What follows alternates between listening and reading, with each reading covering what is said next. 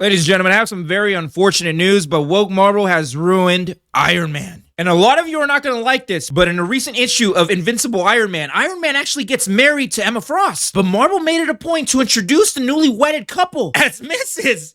and Mr. Emma Frost. Not Mr. and Mrs. Stark. No. Mrs. and Mr. Emma Frost. It seems like Tony Stark is taking her last name because yes, get it, Queen?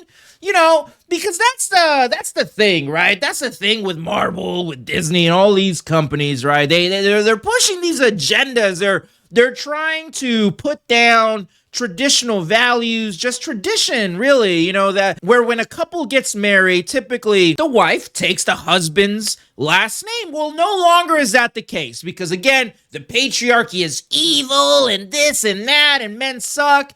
You know, men need to be weak. Men cause all the problems in the world. And we've seen it before, right? We've seen it before and we're gonna keep seeing it because get a load of this. In the MCU version of the Fantastic Four, Reed Richards, Mr. Fantastic, is not gonna be the leader of the Fantastic Four. No.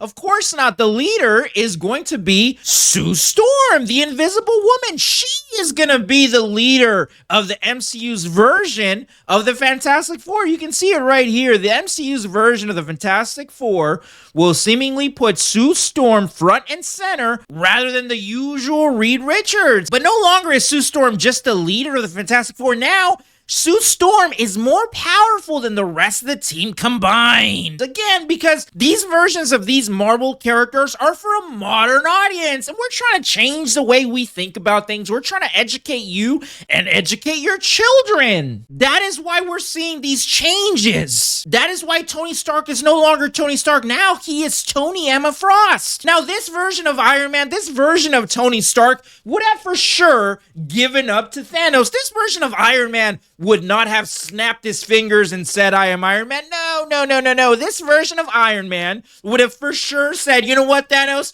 Maybe you have a point. I'm good. You know, this version of Iron Man would have said no to the rest of the Avengers. You know, he would have said, no, I'm not going to travel back in time. I'm good. You know, I'm okay with the status quo. This version of Iron Man would have for sure given up after he was in that cave, you know, in Iron Man 1. He would have said, I'm okay, I'm done. And he would have just died. You know, this version of Iron Man would have taken home that reporter, you know, the reporter from Iron Man 1. And instead of asking her to leave, he would have married her.